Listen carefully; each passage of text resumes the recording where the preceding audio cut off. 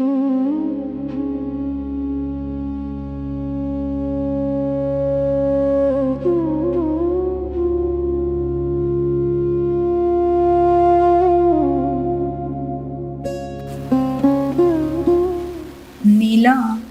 14 April 2026 रोजी संध्याकाळी गेल्याचे मला रात्री समजलं. माझी मुलगी जावई पौर्णिमा आणि आदित्य नीलाला शेवटचा निरोप देऊ शकले.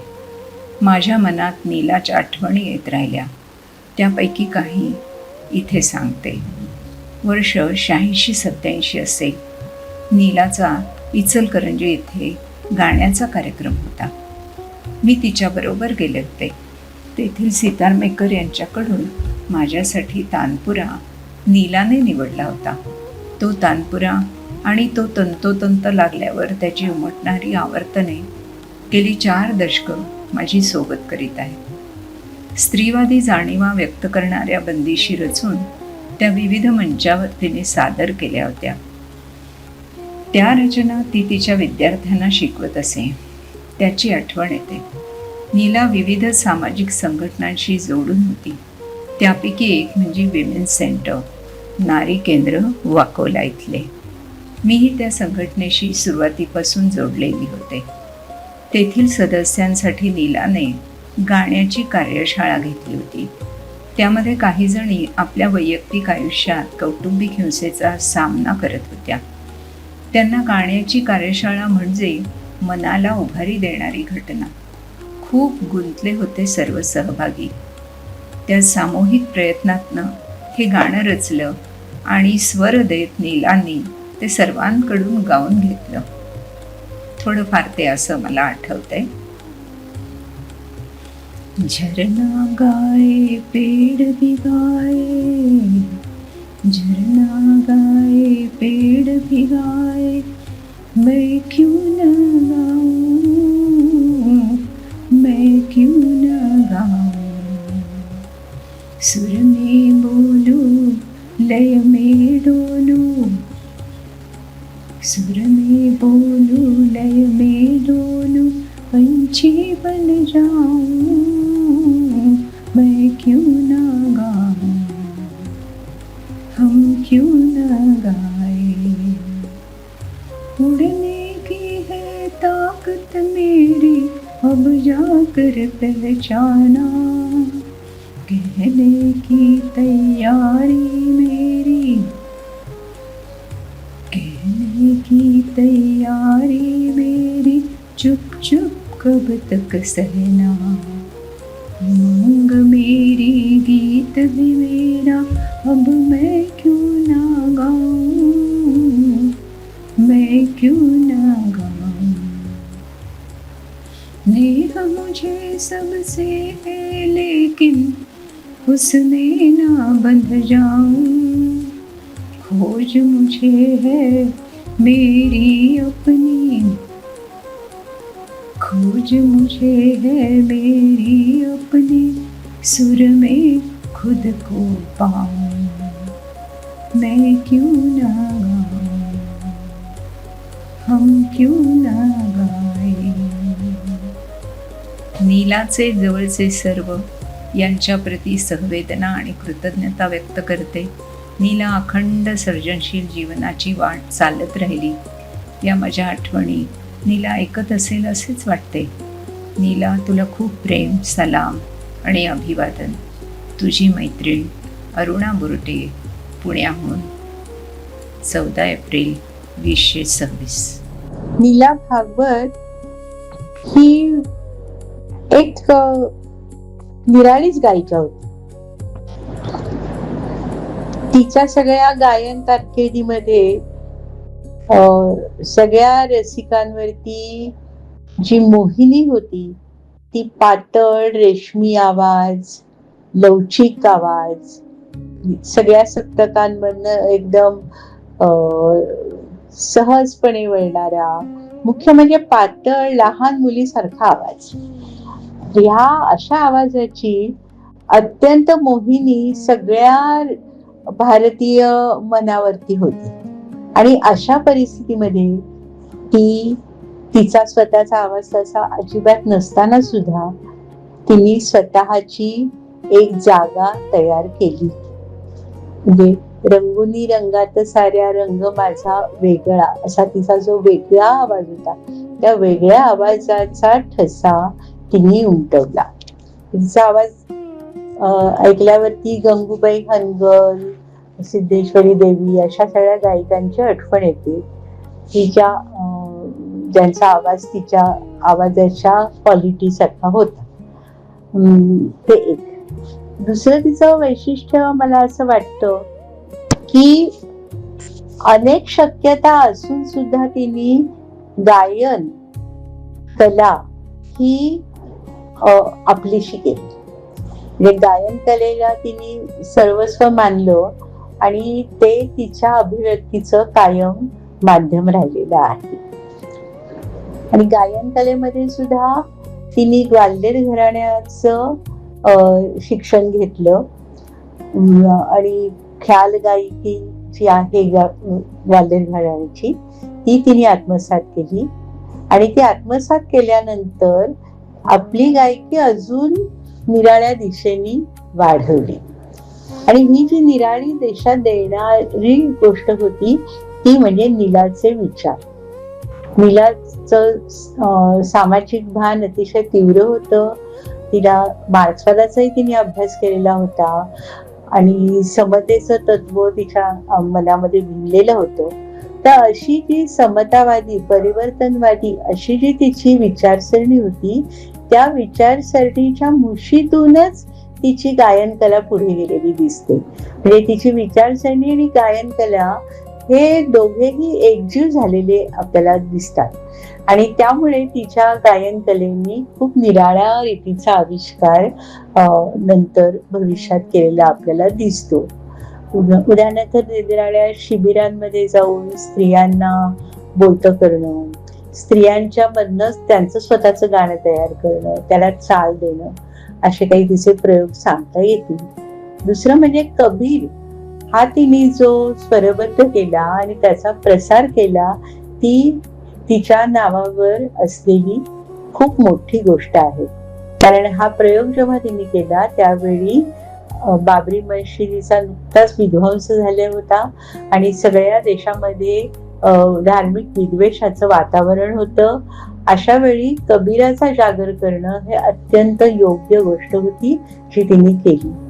त्याचप्रमाणे संत कवींच्या स्त्री संत कवींच्या अभंगांना तिने चाली दिल्या आणि त्याही गायल्या.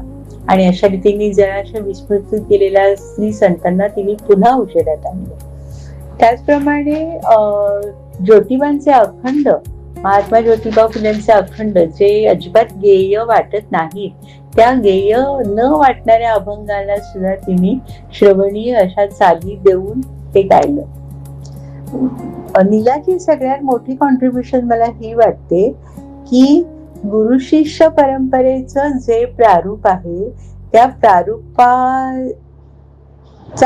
प्रारूपामध्ये बदल करण्याचा तिचा प्रयत्न होता.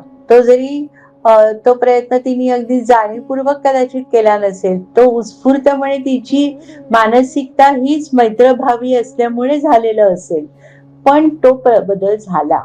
कारण गुरु शिष्य परंपरेचं एक उतरंड अभिप्रेत असते की गुरु हा ब्रह्मा आहे, गुरु हा सर्वस्व आहे आणि शिष्य हा खालच्या पायरीवर आहे आणि तो नतमस्तक आहे वगैरे वगैरे असं प्रारूप आहे.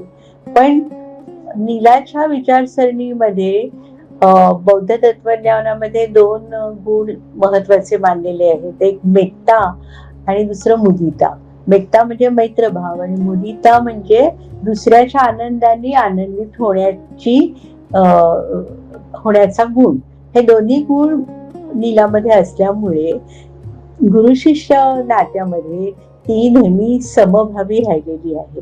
तिने शिष्यांना मैत्रभावाने वागवलेलं आहे आणि जगभरात भारतात तिचे अनेक शिष्य आहेत आणि ह्या सगळ्यांना व्यक्तिगतरित्या तिने मैत्रीपूर्ण संबंधामध्येच बघितलेलं आहे, त्यांच्याशी संवाद केलेला आहे, त्यांना शिकवलेलं आहे. माझ्या मते मला कल्पना नाही, पण शिष्यगण तिच्याशी मतभेदही व्यक्त करू शकत असतील, त्याची ती मुभा देत असेल अशी माझी समजूत आहे. तर हा नीलानी गायन क्षेत्रात घडवलेला खूप मोठा बदल आहे असं मला वाटतं. शिवाय ज्या बंदिशी परंपरेच्या कचाट्यात सापडलेल्या होत्या, त्या बंदिशी तिने समकालीन बंदिशी तयार केल्या आणि अशा रीतीने गायकी ही अधिक वृद्धिंगत केली. अशी नीला आपल्यात नाही.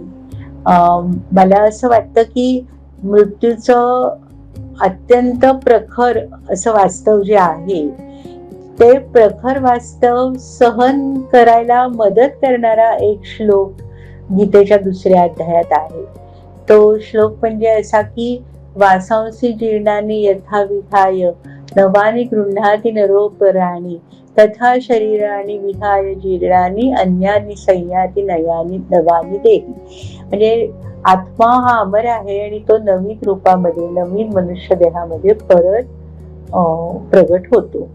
माझ्या मते नवीन शरीर देहामध्ये गेलेली व्यक्ती परत प्रगट होते असं मला वाटत नाही, पण तिने जे पेरलेलं असतं आयुष्यभर ते कुठेतरी उगवत असतं आणि त्या उगवण्यातून, अंकुरण्यामधून आपल्याला त्या व्यक्तीच्या अस्तित्वाची प्रचिती येत राहते.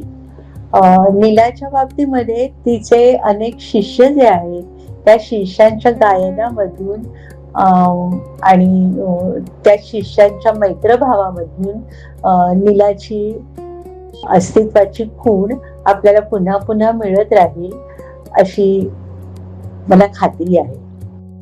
तर अशी जी वैशिष्ट्यपूर्ण गायिका होती नीला भागवत, जिनी कधी कोणी म्हटलेलं मला आठवत नाही, पण ती माहिती नाही, पण ती असं म्हणालेली आहे की गायन शिकवणारा आणि शिकणारा हे दोघेही जसे काही गायन संगीताचे पूर्ण वेळ कार्यकर्ते असावे.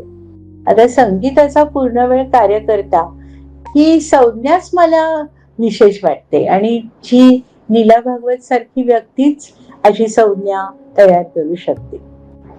आता अशा रीतीने ही नीला अत्यंत वैशिष्ट्यपूर्ण गायिका होती आणि तिच्या स्मृतीला मी अतिशय आदराने अभिवादन करते. नमस्कार, मी गीताली विनायक मंदातिनी. मिळून साऱ्या जणी माझे आणि पुरुषवा चिदिवाडी अंक याची मी संपादक आहे. तसेच मी नारी समता मंचच्या संस्थापनेपासून त्याच्यामध्ये सहभागी झाले. आज आमची सखी नीला भागवत, सुरमयी सखी असं मी तिला म्हणते, तिच्या प्रेमांजली, तिच्या स्मृतीला आदरांजली वाहताना खूप आठवणी माझ्या मनामध्ये दाटून येत आहेत. गेले 35-40 वर्ष म्हणजे मिळून साऱ्या जणीच्या जन्मापासून मी नीलाला ओळखते. नीलाला बघितल्याबरोबर तिचे धारदार घारे डोळे, आणखीन तिचं चेहऱ्यावरचं हास्य आणि निर्भीड आणि स्पष्ट वक्ती नीला ही माझ्या अगदी पूर्ण लक्षात राहिली. दीना पाठकच्या हस्ते तिच्या गाण्याच्या सीडीचं प्रकाशन झालं होतं, तेव्हा नीलानी काही गाणी म्हटली होती. दीना पाठक तिच्याविषयी खूप चांगलं बोलली होती. हे ऐकून आम्हाला खूप भरून आलं होतं. नीला भागवत ही कलाकार असल्यामुळे स्त्री चळवळीमध्ये ती खूप महत्वाची होती. कारण आपल्याला माहित आहे की कलेतून भावना जास्ती प्रभावीपणे पोचतात आणि त्याच्यामुळे नीलाच्या संदर्भामध्ये नीला ही ग्वालियर घराण्याची क्लासिकल गाणारी होती, पण तरी सुद्धा तिला एक ठराविक बंदिस्त चौकट आवडत नसे. म्हणजे ज्या पद्धतीने घराण्याचे नियम असतात ते तिला अजिबात मान्य नव्हते. तिला वाटायचं की स्वातंत्र्य हे खरं शिक्षणाच्या वेळेला महत्वाचं आहे आणि त्या पद्धतीने ती संगीत शिकवत असताना गुरु शिष्य नात्यामध्ये जी उतरंड आहे त्याला नाकारायची आणि मैत्रभाव हे तिच्यासाठी सर्वात महत्वाचं होतं. त्याच्यामुळे मिळून साऱ्या जणीमध्ये तिने खूप लेखन केलं. नंतर नारी समता मंच मध्ये तिने आमच्या अमन के रास्तेमध्ये गाणं म्हटलं. मिळून साऱ्या जणीच्या वाढदिवसाच्या वेळेला तिने कबीराची भजनं म्हटली.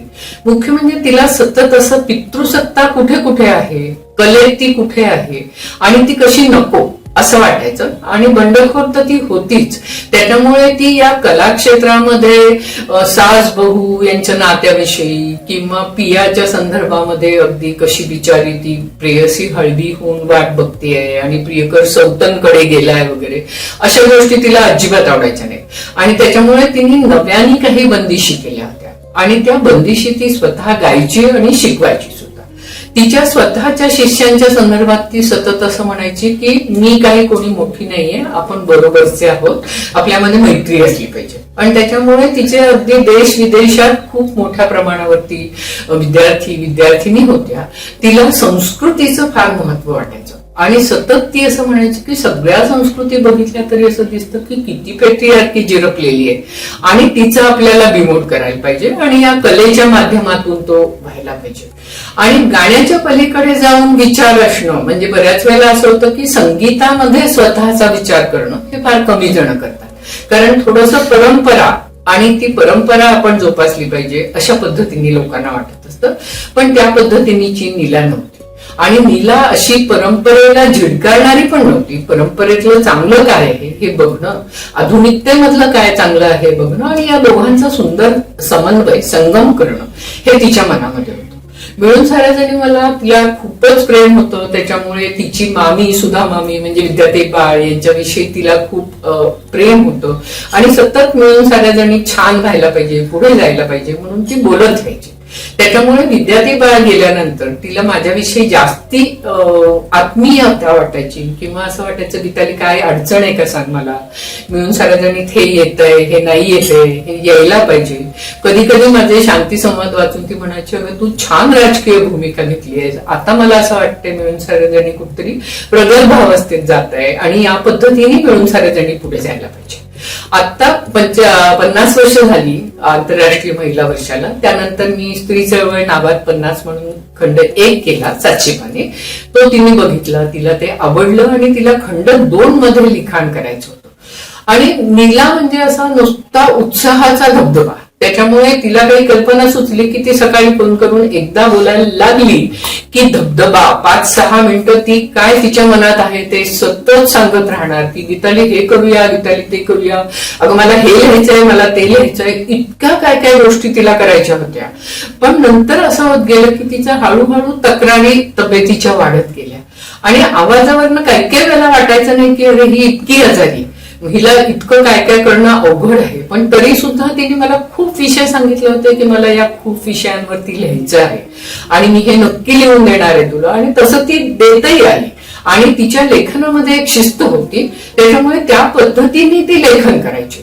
तर मला आता खूप रुखरुख लागली आहे की खंड 2 मध्ये मला नीलाचं खूप मोठ्या प्रमाणावर लेखन पाहिजे होतं, पण ते लेखन मिळणं आता तर अवघड आहे. पण मला असं वाटतं की तिने ऑलरेडी ज्या काही गोष्टी लिहून ठेवल्या आहेत, ज्या बाबतीत संशोधन केलंय, तिथे थोडेसे मला कष्ट घ्यावे लागतील, पण ते मी कष्ट घेणार आहे. आणि खंड 2 मध्ये नीलाचं नक्की काहीतरी छान कॉन्ट्रीब्युशन असेल तिच्या मृत्यूच्या पश्चात, हे सुद्धा असेल असं मला वाटतं. आणि त्यासाठी मी प्रयत्नशील राहणार आहे. आणि नीलाचा आवाज माझ्या कानामध्ये घुमतो आहे. मला असं वाटतं की संगीताची ताकद खूप मोठी आहे आणि या संगीताच्या ताकदीतून तिने स्त्री पुरुष समतेचा विचार खूप मोठ्या प्रमाणात मांडला. आणि नुसती ती विचार मांडून गाऊन थांबली नाही. जेव्हा केव्हा मुंबईमध्ये दंगली झाल्या त्यावेळेला ती रस्त्यावर उतरली आणि शांततेसाठी ती गायली सुद्धा आणि शांततेसाठी ती लोकांमध्ये गेली. लोकांना सामंजस्याचा, संवादाचा आपापसामध्ये महत्व काय आहे हे तिने सांगितलं. मला असं वाटतं नीलाच्या या सगळ्या स्मृती मनामध्ये आपण ताज्या ठेवूया आणि त्या स्मृती बरोबर घेऊन आपण चांगल्यापैकी कार्य करत राहूया. हेच तिला प्रेमांजली. राग मालकोंस 3 ताल. Encouraged by Guru Neela Bhagwat, I, Dr. Prabha Shankar, wrote the lyrics for this song in 1980 and also composed it. My favorite rag.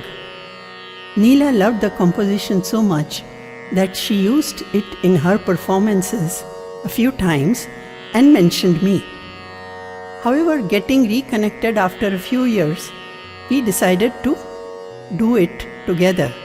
So, in 2022, Neela sent a scratch to me. But however, we could not proceed further. It was my bad. This is my tribute to her. This recording, where initial portion is sung by me, will be followed by Guru Philosopher Guide Neela Bhagwat.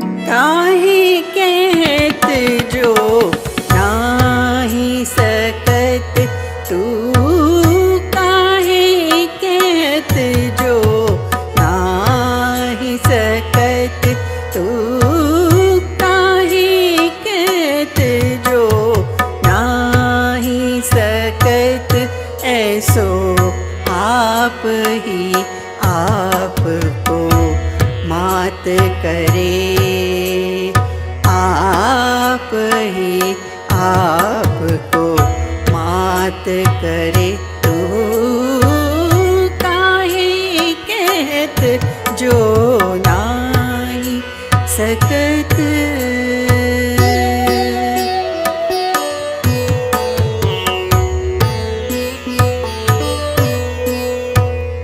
करम की बानी एक ही बानी, करम की बानी एक ही बानी, काहे न करम करे, काहे कहत जो नाही सकत, करम की बानी एक ही बानी,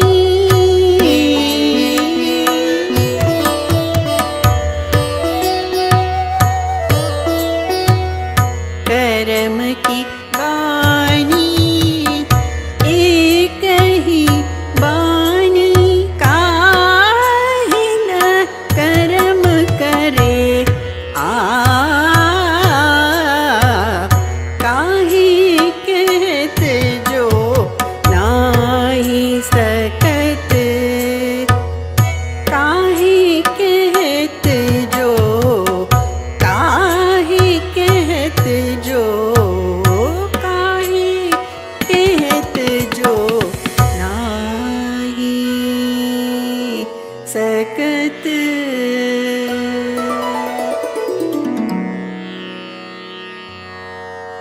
And now I have added Neela's interpretation based on the scratch.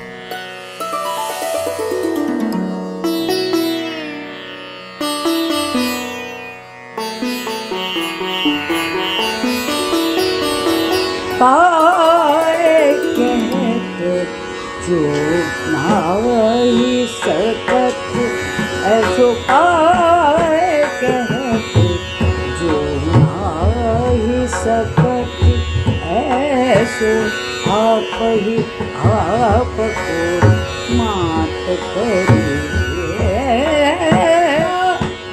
कहत जो नाही सकत,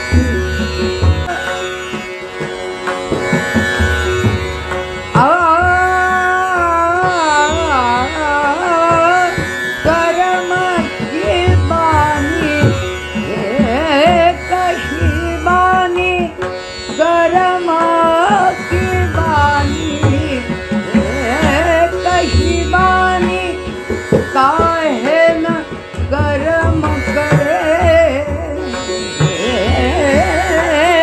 काहे कहत, काहे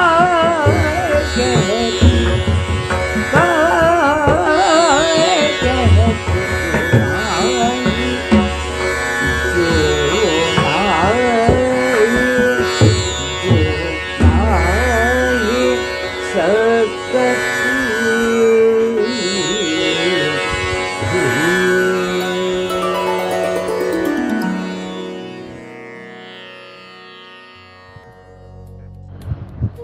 नमस्कार. माझा आणि नीला भागवत यांचा पत्नी पती असा संबंध आणि गुरु शिष्य असाही संबंध 43 वर्षांहून अधिक. आणि मी पुष्कळ काही सांगू शकतो, पण मला 2-3च गोष्टी सांगायच्या आहेत, कारण आपल्याकडे तेवढी जागा पाहिजे. एक म्हणजे सर्व काही आपल्याकडे जे आहे विद्या, ती पुढच्या पिढीला मुक्त हस्ताने देण्यावरती तिचा विश्वास होता, जो संगीताच्या क्षेत्रामध्ये किंवा कुठल्याही कलेच्या क्षेत्रामध्ये, परफॉर्मिंग आर्टच्या क्षेत्रामध्ये आढळत नाही. फारसं सगळं चोरून ठेवायची एक प्रवृत्ती असते, तर तिने ते तसं अजिबात केलं नाही.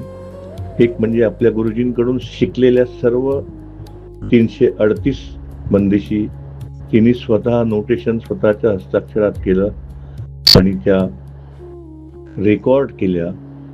अंडरस्कोर रेकॉर्ड शुभा मुद्गल आणि अनिश प्रधान यांची जी कंपनी आहे त्यांना CD फॉर्मॅटमध्ये दिल्या. त्यांनी त्या विक्रीसाठी उपलब्ध केल्या. त्यानंतर त्या सर्व नेटवरती ते सर्व साहित्य उपलब्ध आहे. ज्यांना ग्वाल्हेर गायकी असा अभ्यास करून शिकण्याचा प्रयत्न करायचा आहे, त्यांच्यासाठी तिने केलेलं हे काम आहे. त्यानंतर तिच्या गुरुजींची एक वही होती. त्या वहीला ते प्राणपणाने जपत असत, कोणालाही ते दाखवत नसत, हातही लावू देत नसत. आणि ते एकटे होते, त्यांना कोणी कुटुंब ॲज सच नव्हतं. त्यामुळे त्यांनी आजारी पडले आणि हळूहळू शेवटची घटिका जवळ येत चालली. तसं ते म्हणाले की ही वही माझ्यानंतर जाळून टाका. अर्थात ती त्यांच्या पायाशी ठेवली होती. त्यांचं जेव्हा कलेवर घरी आणलं हॉस्पिटलातनं, तेव्हा नीलानी सांगितलं की ती अशी नाही जाळायची, की आपण त्याचा भावी पिढीसाठी उपयोग करायचा. नंतर ती वही काही वर्षांसाठी, जवळजवळ 20-22 वर्ष, 25 वर्ष गायब झाली. तिने ते कष्टाने परत मिळवली, ज्यांनी गायब केली होती त्यांच्याकडनं. आणि ती 1932 ते 1948 या काळामध्ये तिच्या गुरुजींनी अत्यंत कठीण परिस्थितीत, अत्यंत ज्यांना कोठीवाले गवई म्हणतात, ज्यांच्याकडे प्रचंड ज्ञानाचा आणि विद्येचा साठा असतो, त्यांच्याकडनं मिळवलेल्या चिजा स्वतःच्या हस्ताक्षरात त्या वहीत लिहून ठेवल्या होत्या. फक्त त्या पेन्सिलनी लिहिल्या होत्या आणि तो कागद हात लावला की त्याची भुगा होत होता. अशा परिस्थितीत होता. तिने ती वही हस्तगत केली आणि तिचा शिष्य नील खोपकर यांनी ती उतरवून काढली वेगळ्या एका वहीमध्ये. प्रत्येक त्याच्यात 400हून अधिक बंदिशी होत्या. कारण झेरॉक्स होत नाही, प्रिंटआउट निघत नाही, काहीच शक्य नव्हतं. त्यामुळे हाताने लिहिणं आवश्यक होतं. तर हे फार मोठं काम केलं. आणि मग ग्वाल्हेरचा गायकीचा खजिना म्हणून ती एका म्युझियममध्ये दिल्लीला ठेवण्यात आलेली आहे वही. आणि तो जो साठा सर्व आहे बंदिशींचा, तोही उपलब्ध आहे नेटवरती. तर हे पण फार मोठं काम. आता वैयक्तिक आठवणी. राखालदास मिश्रा नावाच्या एका संगीतकाराच्या नावाने भवन्स कॉलेजमध्ये, मुंबईच्या भवन्स, भारतीय विद्या भवनचं भवन्स कॉलेज अंधेरीला जे आहे, तिथे एक संगीत महोत्सव होता. त्या महोत्सवात नीलाचा कार्यक्रम होता आणि त्यावेळी प्रमुख पाहुणी म्हणून हेमा मालिनी आली होती. आणि हेमा, काहीतरी असा योगायोग झाला की हेमा मालिनीची साडी आणि नीलाची साडी एकाच रंगाची. आणि दोघी स्टेजवरती उभ्या राहिल्या म्हणजे काही औपचारिक समारंभासाठी. त्यामुळे दोघी एकमेकांच्या साडीकडे पाहत राहिल्या. आणि ठीक आहे, ते झालं सर्व. नीलाची एक विद्यार्थिनी छोटी मुलगी होती.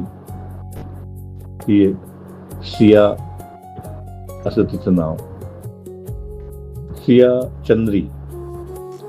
तर दुसऱ्या दिवशी तिसऱ्या दिवशी ती जेव्हा शिकायला आली तेव्हा तो फोटो आला नीला आणि हेमा मालिनी यांचा. नीलाने तो गंमत म्हणून सहज सियाला दाखवला की अरे बघ माझ्याबरोबर हेमा मालिनी आहे. त्या सियाने अत्यंत तुच्छतेने त्या फोटोकडे पाहिलं आणि कळलं नाही की अरे हिला फिल्म स्टारचं काय एवढं कौतुक दिसत नाही. आणि तिला विचारलं की असं काय, असं का वाटलं तुला? तर तिने आपली प्रतिक्रिया दिली की अशी, Hema Malini, she was badly bad in mathematics. She was a classmate of my grandmother. She doesn't know mathematics at all and she was very bad. त्यामुळे हसून हसून आम्ही अक्षरशः मुरकुंड्या वळल्या आमच्या. आता पुढची एक आठवण, कमर सिकंदर नावाच्या बाई नीलाकडे शिकत असत. त्या सलमान खान ज्या बिल्डिंग मध्ये राहतो त्या बिल्डिंग मध्ये मुंबईला बांद्रा परिसरात राहत असत. आता ते हयात नाहीत. तर त्या गेल्यानंतर त्यांच्या घरात एक अशी बैठक होती. त्या बैठकीला मी आणि नीला गेलो आणि आमच्या आधी तिथे काही माणसं जमली होती आणि त्या माणसांमध्ये चक्क वहिदा रेहमान होती. आणि नीला आणि मी यांनी प्रवेश करतात वहिदा रेहमाननी झटकन मागे वळून पाहिलं तिच्याकडे आणि ती स्तब्ध झाली. तिला असं वाटलं अरे कोण आहे ही बाई? इतकी आत्मविश्वासाने तिच्या चेहऱ्यावरती आत्मविश्वास दिसतोय.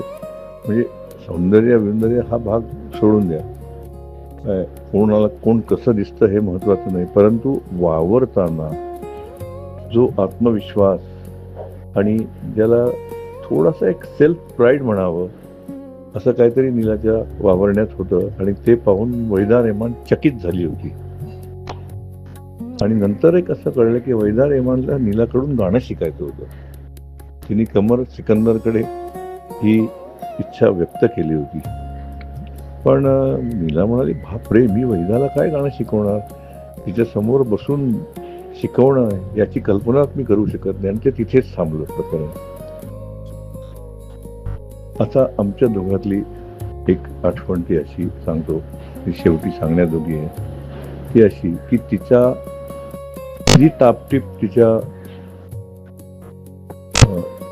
पेहरावात तिच्या दिसण्यात असे, ती कधीही सोनं बिनं तिने अंगावरती घातलं नाही, सोनं चांदी. ती वेगवेगळे एथेनिक असे वेगवेगळे अलंकार वापरत असे आणि त्या अलंकारांचा तिला प्रेम होतं. तर ती ज्या क्षणी गेली, म्हणजे तिने अंतिम श्वास घेतला, तेव्हा तिच्या अंगावरती साधा घरातला हाऊसकोट होता. आणि मग लोक येत राहिले अमुक तमुक. पण आमच्या घरात काम करणाऱ्या बायका एकदम एकवटल्या आणि त्या म्हणाल्या की ताईंना आपण त्यांचा आवडता जो ड्रेस असतो तो घातला पाहिजे, असं नाही त्यांना जाऊ द्यायचं. त्यामुळे त्यांनी त्यांना अनारकली नावाचा एक फॅब इंडियाचा सलवार कमीज असा अंगावर चढवला त्यांच्या. त्याच्यानंतर चेहऱ्यावरती पावडर लावली. त्यानंतर तिची आवडती जी कुंकवाची टिकली असते मोठी ती लावली कपाळावरती. आणि दॅट वॉज नीला. मला कसली आठवण झाली की तिला एक कबीराची रचना ती गात असते आणि तिने मलाही शिकवली. ती अशी होती, चतुर सिंगार करत आलबेला साजन के घर जाना होगा, चतुर सिंगार करत अलबेला।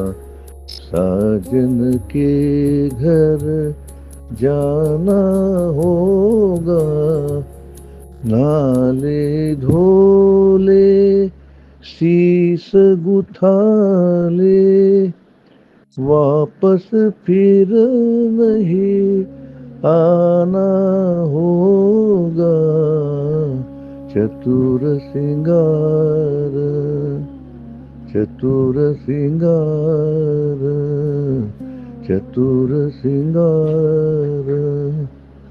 14 एप्रिल 2026 रात्री 9 वाजता नीला भागवत साध शृंगार करून आपल्या घरातनं निघाल्या आणि मग वापस फिर नहीं आना होगा या आपल्या आवडत्या ओळींप्रमाणेच त्या वागल्या आणि परत आपल्या घरी आल्या नाहीत. नमस्कार.